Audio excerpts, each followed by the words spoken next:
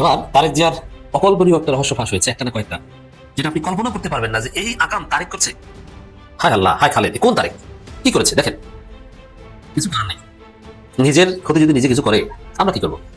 তারেক রহমান এমন ঘটনা ঘটাচ্ছেন, আবার তার ঠিকানা হতে পারে লন্ডন। এদেশে মনে হয় থাকতে পারবেন না, লন্ডনে ফিরে যেতে তারেক বাধ্য হতে পারেন। তারেকের বাহিনী নারীদের উপর হামলা করছে, ভিক্ষুককে দাঁড়িপাল্লার কথা বলার অপরাধে পিটাচ্ছে, মানুষ হত্যা করছে। এটা তো আছে, এটা তো সেই হিসাবে সিম্পল। আমি যা বলবো এখন তার তুলনায় তারেক গণভোটে নায়ের পক্ষে আপনি চিন্তা করেন, আওয়ামী লীগ নিষিদ্ধের বিরুদ্ধে নারীদের কাছে ভোট চাইতে যাওয়ার সময় রাস্তার মধ্যে কুষ্টিয়া 3 আসনের জামাতের প্রার্থী মুফতি আমির হামজার মাকে একদল যুবক অপমান এবং লাঞ্ছিত করেছে অভিযোগ দিয়েছেন আমির হামজা খোদ তার ফেসবুক পেজের মধ্যে। তিনি অভিযোগ দিয়ে বলছেন, নারীদের উপর এমন বর্বর আচরণ রাজনৈতিক সহনশীলতার চরম লঙ্ঘন। একজন মায়ের সম্মান, একজন নারীর মর্যাদা ক্ষুণ্ণ করে কোনো রাজনীতি টিকে থাকতে পারে না। ভোট চাওয়া প্রতিটি নাগরিকের সাংবিধানিক অধিকার, সেই অধিকার কেড়ে নেওয়ার অপচেষ্টা জনগণ কখনো মেনে নেবে না। জনাব তারেক রহমানের স্ত্রী মরহুমা খালেদা জিয়ার মৃত্যুতে আজকের এই মিলাদ ও দোয়া মাহফিল। দেশ হবে আমাদের কথাই, উন্নয়ন হবে আমাদের কথাই, সব প্রশাসন আমাদের কথাই চলবে, এখানে কোনো সন্দেহ নাই। শোকজ করা হয়েছে, ওরে আমাদেরকে শোকজ টুকজ করে আমাদেরকে থামানো যাবে না। জিয়ার সৈনিকরা মাঠে নামে, রাজপথে নামে, মাত্র 2 ঘন্টার ভিতরে বাংলাদেশ শাসন করে ফেলতে পারবে। আরে জামাত, আপনারা মাঠে আসেন, আপনাদের সাথে খেলার জন্য বিএনপির অঙ্গ সংগঠন, বিএনপির নেতা কর্মী আপনাদের জন্য প্রস্তুত। আপনারা আসেন মাঠে, আমরা আছি, আমরা দেখবো আপনারা কতটুকু খেলতে পারেন। তাহলে সমাজকে শান্ত রাখার জন্য জিয়া রহমান কি করেছেন? কি করেছেন? আমরা বলি কি জানেন, বরং বলে জিয়া দল বলে ব্যস্ত যেতে পারবো। কেন? বলে জিয়া মন্দির জন্য অনেক কিছু করেছেন এবং শিক্ষা ইসলামকে দেখতে হইব। জীবনের 50 বছরের নির্বাচনের নাম না, 50 বছর নির্বাচনের নাম তাই না? সম্মানিত অতিথিবৃন্দ, পরিকল্পনার কথা তো অনেকে বলছে না। যদি হ্যাঁ ভোট দেন জামাত রাজাকার, রাজাকার এই ভোটটা পাবে। যদি হ্যাঁ ভোট দেন মিনু ভাইয়ের জন্য দোয়া করবেন এবং মিনু ভাইকে 12 তারিখে সারা দিন মিনু ভাইকে ধানের সাথে ভোট দেবেন, ভোট দেবেন 12 তারিখে। এবং একটা হ্যাঁ না ভোটের একটা কাগজ দিবেন, হ্যাঁ না ভোটের একটা কাগজ দিবেন, হ্যাঁ না ভোটের একটা ছোট লিফলেটের মতো হবে। আপনারা না ভোট দিলে আমাদের বিএনপি পাবে, ধানের শীষ পাবে। হ্যাঁ, আর যদি হ্যাঁ ভোট দেন জামাত রাজাকার, রাজাকার এই ভোটটা পাবে। যদি হ্যাঁ ভোট দেন, মনে হচ্ছে এক নব্য ফেরাউনের কবলে বাংলাদেশ। আপনি দেখুন, নির্বাচনের সিস্টেমটাই হচ্ছে যে যার মতো করে মানুষের কাছে যাবে, ভোট চাবে, এটাই সিস্টেম। জামাতের মহিলারা নির্বাচনের জন্য ভোট চাইতে যাচ্ছে, এটা কি তাদের অপরাধ না? এটা কোনো বেআইনি কাজ। অথচ এই কাজ করার অপরাধে একজন প্রেগনেন্ট বোনকে লাথি মেরে উড়িয়ে ফেলে দেয়া, কান ছিঁড়ে ফেলেছে একজন বোনের, তারপর হলো ছায়া খুলে নেওয়ার ঘোষণা দিয়েছে একজন। পাপিয়া বলছে একজনকে, মানে যে যদি জামাতের মহিলাদেরকে দেখো তাহলে 999 কল দিয়ে তাদেরকে পুলিশের হাতে সুপর্দ করে দাও। এই তো খুন করে ফেললো 2 দিন আগে শেরপুরে। আজকে এক নতুন খবর পেলাম, একজন বোনের কাছ থেকে কুরআন ছিনিয়ে নিয়ে ছুঁড়ে ফেলে দিয়েছে। মির্জা ফখরুল কয় আওয়ামী লীগ থাকলে নাকি গণতান্ত্রিক পরিবেশ থাকতো। খুব কষ্ট আসে মির্জা ফখরুল। গণতান্ত্রিক পরিবেশ মানে কি জানেন? আগে শুনেন। এরা নৌকা তো নাই, নৌকার যিনি কান্ডারি আমাদের সাবেক প্রধানমন্ত্রী হাসিনা, উনি আপনাদের করেন দিল্লি থেকে বসে আছে,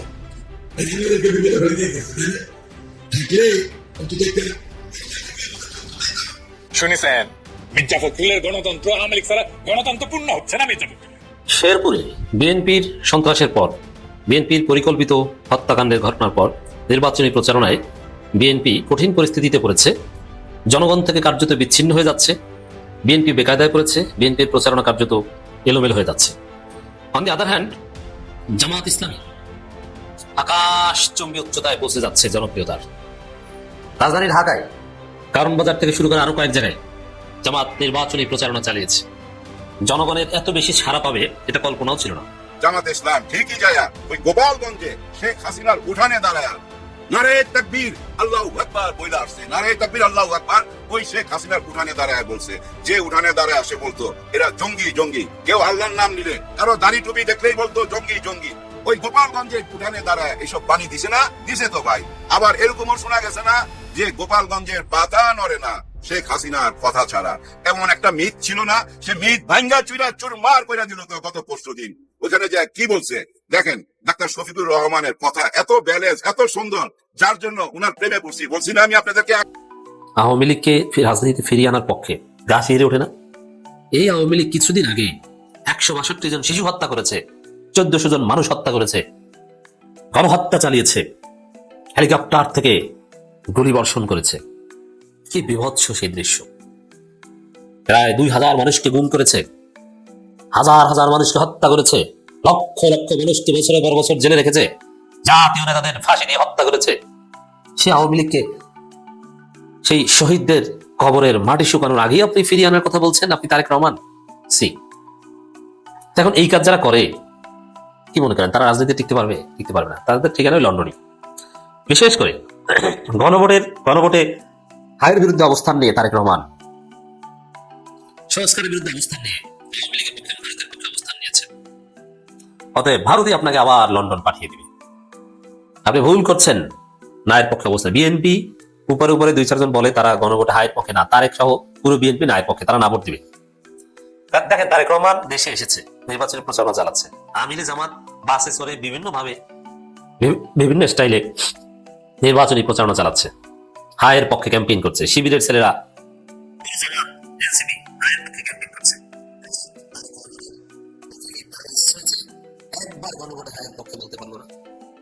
এর মানে আপনার নায়ের পক্ষে। তারেক রহমান হায়ের পক্ষে বলেন না, কিন্তু তারেক রহমান অনুসারীরা না ভোটের পক্ষে প্রচারণা চালায়। গ্রামে গঞ্জে, রাজশাহীর একটা ভিডিও পিনাকি ভট্টাচার্য শেয়ার দিয়েছেন। বিএনপি নেত্রীরা মহিলাদেরকে বোঝান যে যদি হা ভোট দেন ওটা কিন্তু রাজাকার ভোট পাবে, জামাত না ভোট দিবেন, আর ধানের শেষে ভোট দিবেন। এটা তো জয়নুল আবেদিন ফারুক স্পষ্ট করেই বলেছিলেন যে না ভোট দিবেন। সম্ভবত নেত্রকোনা বা শেরপুরের দিকেরই এক নেতা সরাসরি আওয়ামী লীগের লোকজনকে বলেছেন যে না ভোট দিতে হবে, সবাইকে বলেছেন না ভোট দিতে হবে, না ভোট মানে রাজাকার জামাত। এত রক্ত এত ত্যাগ দীক্ষার পর যে জুলাই সনদ যেটা বিএনপি সাইন করেছে, এখন সেই জুলাই সনদ বাস্তবায়নে বিএনপি না ভোটের পক্ষে, তারেক রহমান না ভোটের পক্ষে, হায়ের পক্ষে তারেক রহমানের উপর বোমা মারলো, একটা শব্দ বের হয়নি। সেই তারেক রহমান বাংলাদেশে রাজনীতি করতে পারবেন না। যে জুলাই আপনাকে বাংলাদেশে আসার সুযোগ দিয়েছে, সেই জুলাইয়ের সাথে গাদ্দারি করার অপরাধে আপনার পথ আপনি আবার সেই লন্ডনে বেছে নিয়েছেন। বাংলাদেশে আপনার রাজনীতি নাই। আপনি যদি জুলাই ভিত্তিক বাংলাদেশের পক্ষে থাকতেন, আপনি এবার না হলেও অ্যাটলিস্ট পরের বার প্রধানমন্ত্রী হতে পারতেন। কারণ এক দল 2 বার ক্ষমতা আসবে এটা বাস্তবসম্মত নয়, ফেসিস্টে ওটা সম্ভব না থাকে।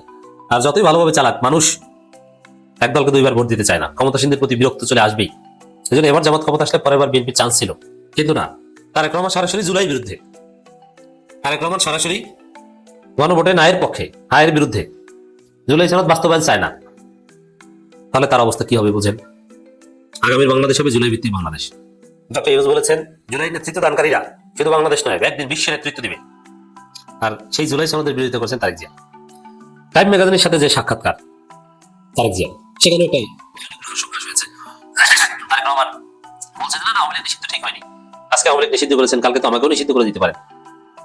এত গণহত্যা চালিয়েছে সেই দলকে নিষিদ্ধ ঠিক হয়। দেখেন নিষিদ্ধ কিন্তু করা হয়নি, আওয়ামী লীগের বিচার চলছে, আর বিচার চলাকালীন সময়ে আওয়ামী লীগ এখন সাময়িকভাবে নিষিদ্ধ, এটি তারেক রহমান মানতে পারছেন। এতদিন মির্জা ফখরুলদের মাধ্যমে বলাচ্ছিলেন যে আওয়ামী লীগ নিষিদ্ধ ঠিক না, কিন্তু এবার তারেক রহমান নিজেই বলেন। তাহলে তারেকের রহস্য বুঝতে পারছেন আওয়ামী লীগ নিষিদ্ধের বিরুদ্ধে। আপনারা অনেকে ফজু পাগলার বিরোধিতা করতেন, মির্জা ফখরুলের বিরোধিতা করতেন যে না তারেক তো এটা বলছেন, এটা মানে তারা অতি উৎসাহী বলছে, তারা বাম ছিল সাবেক আওয়ামী লীগ। তারেক রহমান সাবেক আওয়ামী লীগের চাইতেও বেশি আওয়ামী প্রেমী, দেখছেন? তবে এটা রহস্যটা কি? আওয়ামী লীগ নিষিদ্ধ এত কষ্ট পাচ্ছেন কেন? আওয়ামী লীগকে রাজনীতি তারেক রহমান এক দ্রুত ফিরিয়ে আনতে চাইছেন কেন? তারেক রহমানের যে অবস্থান এটা থেকে স্পষ্ট যে বিএনপি ক্ষমতা আসতে পারলে সাথে সাথে আওয়ামী লীগের উপর নিষিদ্ধকে প্রত্যাহার করে নেওয়া হবে এবং বিচার টিচার কিছু হবে না। নাম্বার 1। দ্বিতীয় হচ্ছে তারেক রহমান শুধু আওয়ামী লীগ নিষিদ্ধ ঠিক হয়নি এটা না। দেখেন একটা মুনাফিকি আগে বলি, আওয়ামী লীগ নিষিদ্ধ আন্দোলনে বিএনপিকে পাওয়া যায়, কিন্তু যখন বিএনপিকে ছাড়াই নিষিদ্ধ হয়ে গেল তখন বিএনপি তার বলা শুরু করলো যে আমরা তো এটাই চেয়েছি। ওইটা যে আসলে জনরসে পরে মিথ্যা বলছে এখন তারেক রহমান বলছেন যে এটা ঠিক হচ্ছে না। ছাত্রলীগ নিষিদ্ধের সময় গয়েশ্বরের কথা বলেছে যে ছাত্র দল যদি একদিন নিষিদ্ধ করে দেওয়া হয়, এর মানে তারেক রহমান মনে করেন যে ওই আওয়ামী লীগের মতো আকাম তারা করবেন এবং জনগণের ক্ষোভ এরকম হতে পারে, তারপর আবার নিষিদ্ধের মুখে তারা করতে পারেন। তো জামাত তো বলেন, এনসিপি তো বলেন কথা, আপনারা কেন বলেন? মানে আপনারা আবার ফেসিস্টে উঠবেন, এটি আপনাদের চিন্তা? তো তারেক রহমান আওয়ামী লীগের পক্ষে ভাবে নোংরাভাবে অবস্থান নিতে পারবেন এটা কি কল্পনা করেছেন? না, এটা তিনি করেছেন। তবে এটা কেন করেছেন এইটার রহস্যটা বলি। এটা রহস্য সোজা ভারত বলতে বলেছে। ভারতের সাথে যে তারেক রহমানের গোপন চুক্তি হয়েছে তার বড় প্রমাণ হচ্ছে এটা, আওয়ামী লীগ নিষিদ্ধের বিরোধিতা করছেন, ক্ষমতা আসলে আওয়ামী লীগকে ফিরিয়ে আনার কথা বলছেন। ভারতের সাথে এই চুক্তি করে তারা যে প্রধানমন্ত্রী হতে চান, কিন্তু ভারত যদি পারতই তাহলে হাসিনাকে রক্ষা করতে পারতো। তো ভারত তো পারে না বলেই তো হাসিনা পালিয়েছে। আর ভারত যদি কাউকে প্রধানমন্ত্রী বানিয়ে দিতে পারতো তাহলে হাসিনাকে আবার পালাতে বাধ্য হলো, আবার ফিরিয়ে এনে প্রধানমন্ত্রী বানিয়ে দিত। অত ভারত এখানে কিছু না। বাংলাদেশের জনগণ যাদের পক্ষে তারা বিজয়ী হবে, জামাত জিতবে, ডাক্তার শফিকুর রহমান প্রধানমন্ত্রী হবে। পুরো জামাত শিবির শক্তি গণভোটের পক্ষে ঝাঁপিয়ে পড়েছে। সাদিক কাইমরা, আমিরে জামাত, সব জায়গায় তারা গণভোটের পক্ষে ক্যাম্পেইন করছে, হ্যাঁ ভোটের পক্ষে। তার মানে জুলাই সনদের মাধ্যমে যে নতুন বাংলাদেশ হবে, সেই নতুন বাংলাদেশের পক্ষের শক্তি নতুন বাংলাদেশে ওন করছে জামাত এনসিপি, এবং তারাই বাংলাদেশ পরিচালনা করবে। আর না ভোটের পক্ষে যারা, তারা বিএনপি, এরা জিততে পারবে না। আর তারেক রহমান এভাবে ব্যর্থ হয়ে বিএনপি নেতাদের আবার সেই যুগের মধ্যে রেখে তিনি লন্ডন চলে যাবেন, এছাড়া কোনো উপায় আমি দেখি না। আমার মনে হয় বাংলাদেশ অনেক ক্ষেত্রে আসলে আমরা যতটা আশা প্রত্যাশা করেছিলাম বদলায় নাই। তো বদলাবে কিভাবে? দেখেন, আপনি একজনকে অপমান করবেন, আপনি একজনকে কটু কথা বলবেন, যে ক্ষমতায় আছে তারা তোষামতি করবেন, তারা চাটবেন, তো আপনার জন্য তো দিন বদলাবে, তাই না? আপনিও কখনো এই চাটার মধ্যে, কখনো এই অপমানের মধ্যে পড়বেন। তবে এই ধরনের ঘটনার তীব্র নিন্দা প্রতিবাদ জানাচ্ছি। আমির হামজা হুজুর, আমি ওকে লালা হুজুর বলি, সেইটা মাঝে মাঝে ট্রল করে বলি, কিন্তু আজকে আমার এই ভিডিওটা আমির হামজা হুজুরের পক্ষে। দেখেন, ব্যক্তি আমির হামজাকে নিয়ে আমরা সমালোচনা করব, তার সাথে বিতর্ক হবে, কথা হবে, হ্যাঁ, প্রয়োজনে হুমকি দিবে, আমাদেরকে হুমকি দিবে, আমরা ধমক দেবো, আমাদেরকে ধমক তিনি রিটার্ন করবেন, কিন্তু পরিবারের বিষয়টা, পরিবারের বিষয়, মায়ের বিষয় কোনোভাবেই এটা কিন্তু কাম্য না। এটা আমি কোনোভাবেই সাপোর্ট করি না। আমির হামজা তার রাজনৈতিক বক্তব্যের জীবনে আওয়ামী লীগের সময় থেকে বিভিন্ন সময় আওয়ামী লীগ সরকারকে খুশি করার জন্য নিজের পরিবারকে আওয়ামী লীগ পরিবার, পুরো গোষ্ঠীকে আওয়ামী লীগ গোষ্ঠী, এমনকি বিএনপির যিনি চেয়ারপারসনের ছেলে ছিলেন মরহুম কোকোকে নিয়ে খুবই নোংরা ভাষায় আক্রমণ করেছিলেন। তো ভিডিওগুলো কিন্তু অনেক আগের, কিন্তু এখন যেহেতু নির্বাচন, এগুলো কিন্তু একটা পর একটা ভাইরাল হচ্ছে, আর এগুলোর কারণে আমির হামজা বিপদে পড়েছেন। গতকালকে তার মায়ের সাথে যে ঘটনা ঘটেছে সেটা হচ্ছে নারীদের কাছে ভোট চাইতে যাওয়ার সময় রাস্তার মধ্যে কুষ্টিয়া 3 আসনের জামাতের প্রার্থী মুফতি আমির হামজার মাকে একদল যুবক অপমান এবং লাঞ্ছিত করেছে। অভিযোগ দিয়েছেন আমির হামজা খোদ তার ফেসবুক পেজের মধ্যে। তিনি অভিযোগ দিয়ে বলছেন, নারীদের উপর এমন বর্বর আচরণ রাজনৈতিক সহনশীলতার চরম লঙ্ঘন। একজন মায়ের সম্মান, একজন নারীর মর্যাদা ক্ষুণ্ণ করে কোনো রাজনীতি টিকে থাকতে পারে না। ভোট চাওয়া প্রতিটি নাগরিকের সাংবিধানিক অধিকার, সে অধিকার কেড়ে নেওয়ার অপচেষ্টা জনগণ কখনো মেনে নেবে না। তার বক্তব্য যে এখন এই ঘটনা কি জামাত ইসলামের নারী হিসেবে শুধু আমির হামজার মায়ের শিকার হচ্ছে না, হাত পাখা আন্দোলনের যারা কি বলে যে টিম আছেন, তাদের নারী কর্মীদের আবার জামাত কর্তৃক নির্যাতনের অভিযোগ হাত পাখা টিম তুলছে। অর্থাৎ ওনার মাকে কারা করছে এটা জানি না, ওটাকে হাত পাখার গ্রুপ করলো নাকি অন্য কোনো গ্রুপ করলো, নাকি বিএনপি আসলে তাদের মানে কোকো সাহেবকে নিয়ে যে বক্তব্য দিয়েছিল আমির হামজা সেইটার প্রতিশোধ নিল, নাকি আওয়ামী লীগের কোনো নেতা কর্মীরা মুখোশ টুকুশ পরে আসা এটার প্রতিশোধ দিল, এ বিষয়ে তিনি স্পষ্ট কোনো ব্যাখ্যা দেন নাই কে বা কারা, বাট তার সাথে করেছে। তার বক্তব্য গতকালকে বেলা 11টায় কুষ্টিয়া সদর উপজেলার আইলচারা ইউনিয়ন বাক্সব্রিজ এলাকায় আমাদের নারী কর্মীরা ভোট চাইতে গেলে তিনি এখানে যুবদলের একজন নেতার নাম সরাসরি মেনশন করে বসছেন। তিনি বলছেন যে যুবদল নেতা নাসিরের নেতৃত্বে নারীদের কাছ থেকে ভ্যানিটি ব্যাগ ছিনিয়ে নেওয়া হয়, লিফলেট কেড়ে নেওয়া হয়। নারী কর্মীদের সঙ্গে আমার আম্মাও ছিলেন, তার সঙ্গেও খুবই বাজে ব্যবহার করা হয়েছে। অর্থাৎ এখানে আবার একটা জিনিস শিওর যে যুবদল নেতা নাসির যে আছে তার রাগটা হয়তো জামাতের নারীদের উপর ছিল, কিন্তু এখানে যে আমির হামজার মা আছে তিনি তো বোরকা পরা ছিলেন, নিকাব পরা ছিলেন, বা আমির হামজার মারা তো সরাসরি আমি দেখলেও চিনবো না, এটা একটা ফ্যাক্ট হতে পারে যে না পরিচিত কেউ না, ধর্মীয় বিষয়গুলোকে খুবই শক্তভাবে তিনি ধারণ করেন, লালন করেন। সো যে ঘটনা ঘটেছে সে হয়তো বুঝতে পারে নাই যে এখানে আমির হামজার মা আছে। তবে আমির হামজার মা থাকুক না থাকুক, একদলের মানুষ নির্বাচনী প্রচারণা চালাবে, তাদেরকে আপনি বাধা দেওয়ার কোনো সুযোগ নেই। আবার হাত পাখা আন্দোলনের নারীরা প্রচারণা চালাবে, জামাতের নেতাকর্মীরাও বাধা দেওয়ার সুযোগ নেই। এই মুহূর্তে সবাই কেমন জানি অনেকটা হাইপার মুডে আছে, যে কি বলা হয় যে দুর্বৃত্তায়ন বা ফ্যাসিজমের আওয়াজ আমরা অনেক আগে থেকে শোনা বন্ধ করতেছিলাম, সেইটাই প্রত্যেকের মধ্যে থাকে না যে আমরা সবাই অনেকেরা শেখ হাসিনা হয়ে যাচ্ছি। তো শেখ হাসিনার দোষ আপনি কদিন পরে কিভাবে দিবেন? আপনি যখন করতেছেন এটা রাইট, বাট আরেকজন যখন করতেছে এটা অন্যায়। তো হাত পাকা আন্দোলনের নারীদের উপর যখন আক্রমণ হয়েছে তখন কি আমির হামজা ঠিক আজকে যে বক্তব্যটা দিলেন, এই বক্তব্যটা তিনি তখন দিলেন তো না, কারণ দলের বিরোধিতা হবে। এই তো এটাই হচ্ছে সমস্যা, যে আমার দল কোন অন্যায় করলে এটা অন্যায় না, আমার মায়ের উপর হইলে সেটা অন্যায়। আসলে অন্যায় এটাও, অন্যায় ওইটাও, যদি আপনাকে নিরপেক্ষ কথা বলতে হয়, আর আমরা নিরপেক্ষ কথা বলে বিপদে পড়তে হয়। বাট আমি মনে করি তিনি যেটা বলছেন যে নারীদের উপর এমন বর্বর আচরণ, তো বর্বর আচরণ তো দুই দলের অভিযোগ আছে। আর এ ব্যাপারে আমির হামজার বক্তব্য প্রশাসনের কাছে জোর দাবি জানিয়েছেন। আর ভয় সন্ত্রাস এটা যাই হোক, এরপর সেই যুবদল নেতা নাসিরের বক্তব্য নেওয়ার চেষ্টা করলে তার মুঠোফোনটি বন্ধ পাওয়া যায়। তো আমি মনে করি ভাই আগে আমি নিজে ভালো হতে হবে, তারপর আরেকজনকে ভালো নসিহত দিতে হবে। আমি একটা খারাপ কাজ করবো, আমারটা জায়েজ, আরেকজন করলে সেটা খারাপ, এটা কেউ না। তবে নির্বাচনে আমাদের মা বোন শিশু বাচ্চা, আগের যুগের যে প্রতাপশালী রাজা বাদশারা ছিল, বা যারা কি বলা হচ্ছে বড় বড় ইতিহাসের নমরুদ টাইপের ক্যারেক্টার ছিল, তারাও রাজায় রাজায় যুদ্ধ হইতো, সেনাপতি যুদ্ধ হইতো। একটা চুক্তি ছিল যে ঘরের পরিবারের যারা সন্তান সন্ততি নারীরা আছে তাদেরকে কোনোভাবে টাচ করা যাবে না। বাংলাদেশ নিরাপদ চাই। ভালো থাকুন, আসসালামু আলাইকুম। ইয়া লম্বা রাস্তা, এই রাস্তার ইট তুলা ফালানো সহজ ব্যাপার, সারা রাত লেবার লাগাই দিছিল। চান্দা দিবি না, দেখ কিভাবে উন্নতি করবেন। আরে আপনারা যেভাবে বেজ্জতি করলেন তারেক সাহেবকে, উনি আপনাদের কাছে এটা আশা করে নাই। হ্যাঁ, উনি একটা স্বপ্ন দেখে এই দেশে আসছিল, একটা প্ল্যান নিয়ে এই দেশে আসছিল, কিন্তু আপনারা তার এই প্ল্যানটা, এই স্বপ্নটা পূরণ করতে দিলেন না। লজ্জায় পড়ে গেছে তো উনি, হ্যাঁ লজ্জায় পড়ে গেছে। নিশ্চয়ই উনি এগুলা দেখে আর মনে মনে ভাবে কেন আসলাম, আমি না আসলেই তো ভালো ছিল। হ্যাঁ, উনি আইসা হাল ধরতে পারে নাই। টাকা চাই না শুনে কিভাবে আপনারা পারলেন এটা একজন নারীর গায়ে হাত তুলতে? মাথাটা ফাটায় ফেলেছে ভাই। 4টা সেলাই লাগছে, আসন চাই 4টা সেলাই। আসন যদি উপরের দিকে যায় আমার মনে হয় সেলাই আরো বেশি লাগবে। হ্যাঁ, 20 আসনে গেলে 20টা সেলাই, এরকম অবস্থা নিয়ে ঠেকায় দিবে। এর মধ্যে আপনারা জেনে গেছেন শেরপুরের ঘটনা। শেরপুরের ঘটনা, একজনের জীবন চলে গেছে, উনি শাহাদাত বরণ করছে জামাতে ইসলামের। এটা কি ঘটনা ঘটাইলেন আপনারা শুধু চেয়ার নিয়ে? হ্যাঁ ভাই, কে সামনে বসবে আর কে পিছনে বসবে?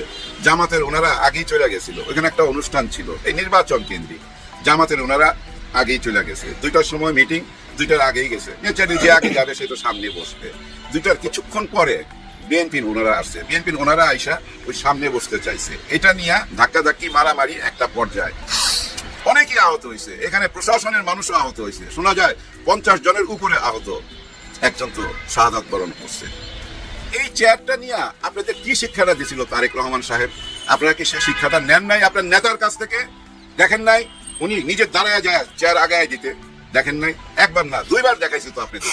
এই মঞ্চ থেকে 2বার আপনাদেরকে সে বার্তা দিছে যে চেয়ারটা কোনো ব্যাপার না, আপনারা একটু পিছিয়ে বসলে কি হইতো? একটা মানুষের জীবন নিয়ে চলে যাবেন, যে একজন মানুষের জীবন নিয়ে চলে যায় সে সারা পৃথিবীর মানুষেরই জীবন নিয়ে চলে যায়। হ্যাঁ ভাই, সে সারা পৃথিবীর মানুষকে হত্যা করে। যে একজনকে হত্যা করতে পারে সে সারা পৃথিবীর মানুষকে হত্যা করতে পারে। এটা আমার কথা না ভাই, হাদিসের কথা। আপনারা কি করে এত নিষ্ঠুর হয়ে গেলেন? আপনারা কিভাবে এত বড় বিপদে ফেলা দিলেন একজন নেতাকে? ওনার মা ছিল এই দেশের প্রধানমন্ত্রী, ওনার মার বিদায়টা তো আপনারা দেখছেন, কত সম্মানের সহকারে পৃথিবী থেকে বিদায় করা হয়েছে। সেম ওনার বাবাকেও কিন্তু এই দেশের মানুষ ভালোবাসতো, ওনারও জানা যায় ভাই রেকর্ড পরিমাণ মানুষ। কেন? এই ভালোবাসা থেকে। আর আপনি তার সন্তান, তাই না? ওই মহান 2জন মানুষের সন্তান, তারপরও কেন আপনাকে নিয়ে এত সমালোচনা, এত আলোচনা? আপনি নিজের ভুলে দেখেন এই প্রবাসীদের ভোটটা হারাইলেন। শোনা যাচ্ছে প্রবাসী ভাই বোনদের এই ভোটগুলা 90% ভোটই নাকি জামাতের পক্ষে চলে আসছে। 90% ভোট। কারণ কি? কারণ ভাই ওই আপনারাই, আপনাদের শত্রু আপনারা ভাই। হ্যাঁ ভাই, অন্য কেউ আপনাদের শত্রু নয়, আপনারা নিজেরাই। যেমন পাপিয়া ম্যাডাম যেভাবে প্রবাসী ভাইদের নিয়ে কথাবার্তা বলছে সেটা কিন্তু মানুষের গায়ে জ্বালা ধরছে। আবার ঠিক নির্বাচনের সময় যখন তফসিল ঘোষণা হয়ে গেল, বিদেশে পোস্টাল ওই ভোটের চিঠিপত্র চইলা গেল, ঠিক ওই টাইমে দেখেন আপনি পাশে বসাইলেন এমন একটা চ্যাংরাকে, যে চ্যাংরা প্রবাসী মা বোনদের ইজ্জত নিয়ে খেলছে, সে ইজারা দিয়ে দিছে। জামাতকে যারা ভোট দিবে তাদের কাছে মা বোনদেরকে নাকি ইজারা দেওয়া হবে। এরকম কথা বলা একটা ছেলেকে আপনি যখন প্রশংসা করেন, পাশে বসান, তখন কি আর আপনি প্রবাসী ভোট আশা করতে পারেন? না, পারেন না। আমি জানি না কোন চক্করে আপনাকে ফেলে দিছে। হ্যাঁ ভাই, আপনার আশেপাশে এমন একটা চক্কর আছে যে চক্কর আপনাকে কিছুই জানতে দিতেছে না। আর এই চক্করের নাম হলো কি জানেন? রাধা চক্কর। এই রাধা চক্করে আপনারা ফেলে দিছে আপনার আশেপাশের মানুষগুলা। এদের বলয় থেকে বেরিয়ে যান, এদের কথা শুনেন না। ওই যে মাহমুদুর রহমান স্যার বলছিল না, আপনি অনেকদিন বিদেশ ছিলেন, এই দেশের অনেক খবরই আপনি জানেন না। সেটা তো প্রমাণিত সত্য। আসলে আপনি অনেক কিছুই জানেন না এবং আপনাকে জানতেও দেওয়া হয় নাই। আপনার আশেপাশে যারা উপদেষ্টা আছে তারাও নিশ্চয়ই কিছুই জানে না, এই দেশ সম্বন্ধে কোনো জ্ঞানই নাই। এই দেশ সম্বন্ধে জ্ঞান থাকলে আপনি কি কুমিল্লায় বলতে পারতেন এখানে আমি ইভিজিট কইরা দিব? আপনি কি ওই নরসিংদীতে বলতে পারতেন এখানে কি ভূমিকম্প হয়েছে? এটা বলতে পারতেন না। তার মানে কি জানেন? ওই যে একটা বলয়ের মধ্যে আপনি আটকে গেছেন। এই বলয় থেকে আপনি বের হয়ে যান, এই বলয় থেকে বের হয়ে যান, মানুষের কাছাকাছি চলে যান। একটা কাচের দেওয়াল সামনে রাইখা দিছে তো আপনার। ওই যে আপনি বাসের মধ্যে যে থাকেন, সামনে দাঁড়ায় যে হাত নাড়েন, মাঝখানে একটা কাজ থাকে না, আর বাইরে হলো জনগণ। এই কাজটা জনগণ, আর আপনার মাঝখানে একটা কাচের দেওয়াল দেওয়া আছে। সে দেওয়ালটা ভাঙতে হবে, যেভাবে জামাত ইসলামের ডাক্তার শফিকুর রহমান স্যার ভেঙে ফেলছে। দেখেন ভাই ব্রাদার, গোপালগঞ্জে 2 দিন আগে কিন্তু জামাতের মহা একটা সমাবেশ হয়েছে। এটা নিয়ে কিন্তু টক শোতে তেমন আলোচনা হয় নাই। আলোচনা হয়েছিল কোনটা নিয়ে? 5ই আগস্টের পরে হাসনাত আব্দুল্লাহরা যখন গোপালগঞ্জে গেছিল এবং তাদের উপরে আক্রমণ হয়েছিল, তারা যখন আর্মির গাড়িতে কইরা পালায় আসছিল, সেটা নিয়ে আলোচনা হয়েছে, সেটা নিয়ে হাসি ঠাট্টা হয়েছে এই টক শোর মধ্যে।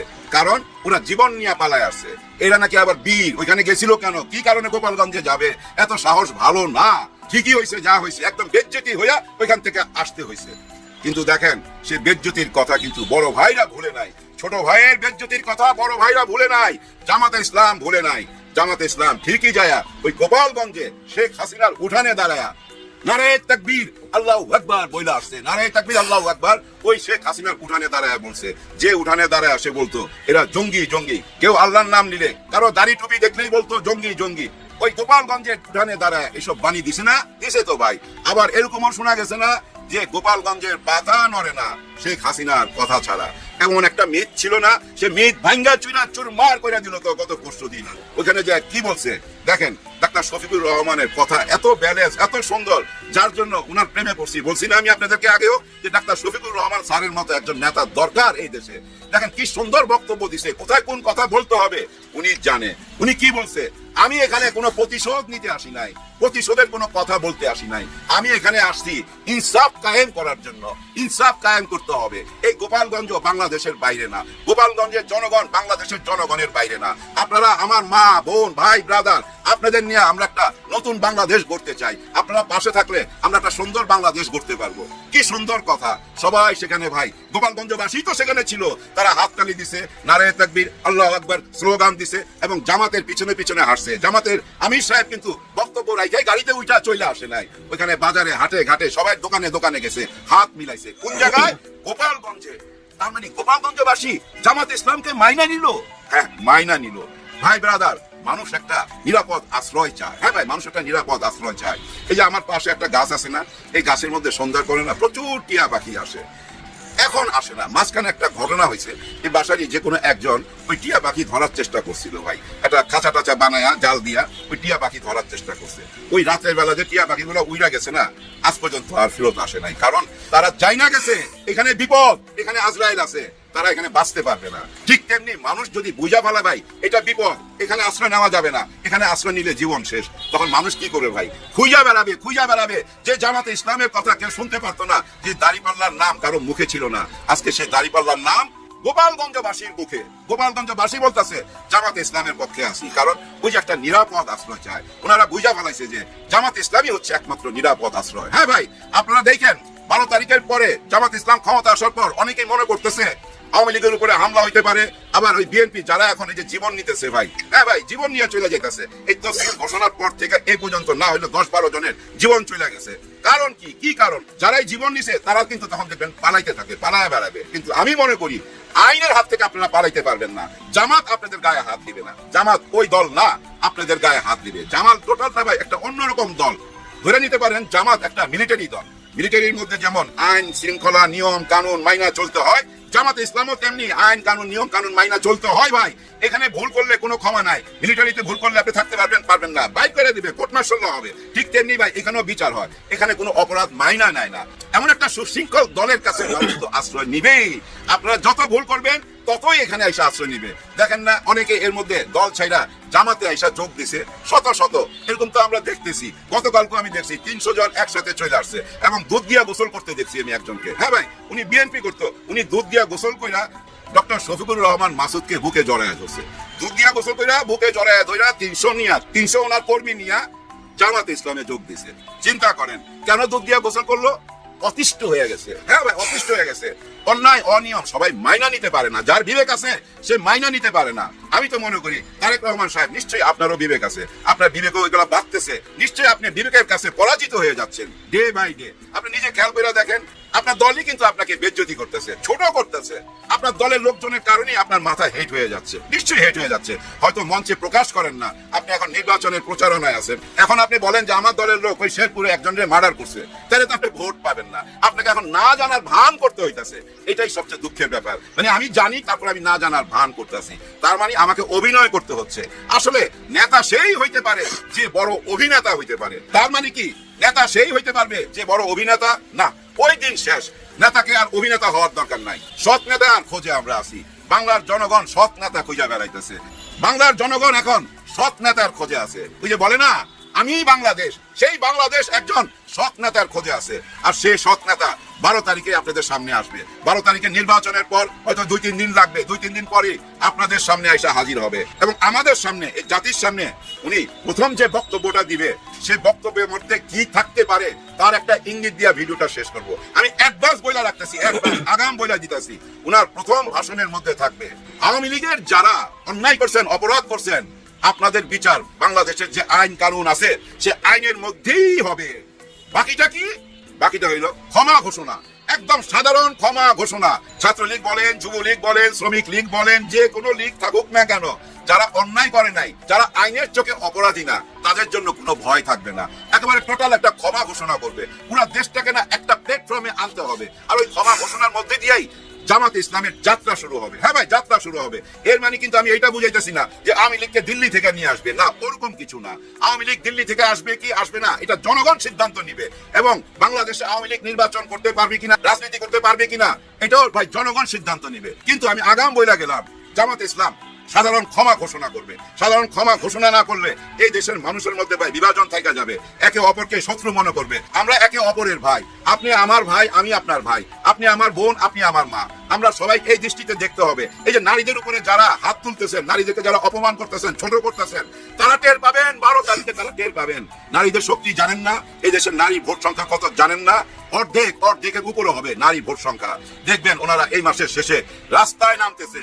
10 লক্ষ নারী যখন রাস্তায় নামবে, তখন আপনারা জবাব পাবেন। নারীদের গায়ে হাত তুলা নিজেদেরকে আর পচায়েন না, এত নিচে নামায়েন না ভাই, এত নিচে নামায়েন না। আপনারা হয়তো অনেকেই মনে করতেছেন বর দেখাইবেন, ভয় দেখাইবেন, ভয় দেখাইয়া আটকায় রাখবেন। যেভাবে ডর ভয় দেখাইয়া আওয়ামী লীগ এই দেশ চালাইছিল, কিন্তু মাথায় রাখতে হবে তখন তাদের হাতে র্যাব ছিল, আর্মি ছিল, পুলিশ ছিল, চকিদার এবং তাদের হেলমেট বাহিনী সবাই ছিল, সঙ্গে ছিল ওই পার্শ্ববর্তী দেশের ক্ষমতা এবং র নামের একটা বিরাট এজেন্সির টোটাল সহযোগিতা। তাও তো পারে নাই। যার এত ক্ষমতা ছিল সেই যখন পারে নাই, আপনি কি নিয়ে পারবেন? একটু হিসাব মিলাই দেখেন। ওই যে গোপালগঞ্জের দিকে তাকাইলে বুঝেন না, গোপালগঞ্জের বাসী কি ত্যাগ ছিল যখন হাসনাত আব্দুল্লাহ গেছিল, পারলে মাইরাই ফেলায় ওইখানে।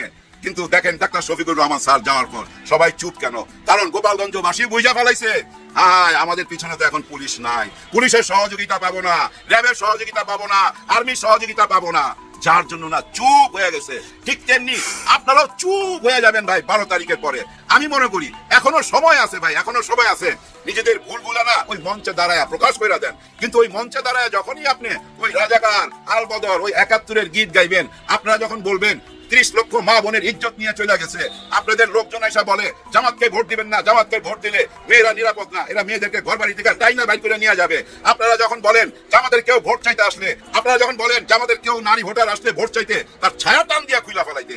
কত বড় কথা! হায় হায়, আমি যদি লিডার হইতাম, তারপরে না ওর জিব্বাটা টিপে দিতাম এবং ওর কানে ধইরা না আমি জেলখানায় দিয়ে দিতাম, পুলিশের হাতে দিয়ে দিতাম, যে এটা আমার দলের লোক, আমার ছেলে, এই যে নেন। আর ওই বাবাকে আরো শক্ত হইতে হবে। আপনার ছেলে রাস্তায় মার খায়া জীবন দিবে, আপনার মেয়ে রাস্তায় মার খায়া মাথা ফাটবে, তাকে সিলাই দিতে হবে।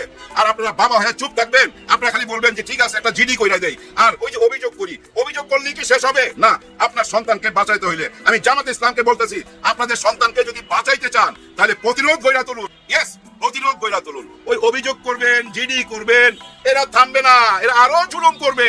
আর যদি আপনারা প্রতিরোধ গড়া তোলেন, তাহলে ওরা কিচ্ছু করতে পারবে না। মহল্লায় গ্রামে ভাই 50 জন করে টিম বানায় দেন, সবাইকে পাশের লাঠি দিয়ে পাহারা দিতে কন, মারামারি করার জন্য না, শুধু প্রতিরোধ করার জন্য। দেখবেন ধ্বংস হয়ে যাবে এসব চাঁদাবাজরা, ধ্বংস হয়ে যাবে এসব ক্রিমিনালরা। এদেশের আইন কানুন প্রশাসনের উপরে ভাই মানুষের ভরসা চলে যেতেছে, দিন দিন ভরসা চলে যেতেছে। সামনে নির্বাচন, কিভাবে নির্বাচন হবে সেটাই বড় প্রশ্ন। হ্যাঁ ভাই, এই যে তফসিল ঘোষণার পর থেকে এই পর্যন্ত যদি 10-12 জন পৃথিবী ত্যাগ করতে পারে, এবং আপনাদের মনে আছে কিনা শেখ হাসিনার নির্বাচনে, শেষ নির্বাচনের সময় প্রায় 140 জনের উপরে এই পৃথিবী থেকে গেছে। নির্বাচন আসলে মা বোনের বুক খালি হবে, এরকম নির্বাচন চাই না, দরকার নাই এরকম নির্বাচন। এই গণতন্ত্রেরও দরকার নাই। যদি গণতন্ত্র দিতে চান, যদি সত্যি একটা সোনার বাংলাদেশ করতে চান, তাহলে প্রতিরোধ গড়া তুলুন। ভাই ব্রাদার, একটা জিনিস খেয়াল করেন, গত 15 মাসে, গত 16-17 মাসে যে হারে মা বোনদের বুক খালি হয়েছে 200 থেকে 250-এর উপরে, এইটা কোনো কথা হইলো?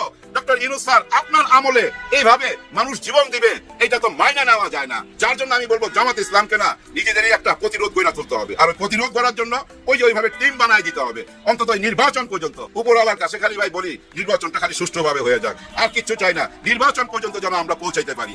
কারণ এখন এমন এক ষড়যন্ত্রে নামছে দুই দল মিলা, যারা ওই যে ভারতে পালায় গেছে এবং এখানেও আছে, যারা মনে করতেছে আমরা হেরে যাব, তারা এখন নির্বাচনটা বানচাল করতে চাইবো। আর এই বানচাল করার জন্যই ভাই ওই যে মার্ডার হইতাছে, মাথায় বাড়ি দিতেছে, ইট তুলা ফালাইতেছে, যা ইচ্ছা তাই করতেছে। আগামী এই 2 সপ্তাহের মধ্যে আরো বড় ধরনের অঘটন ঘটাইতে পারে ভাই। এই দেশে একসাথে সিনেমা হলের মধ্যে 64টা জেলার মধ্যে বুম বাস্ট করে দিছিল না, বুম ফুটাইছিল না সিনেমা হলে, আপনাদের মনে আছে?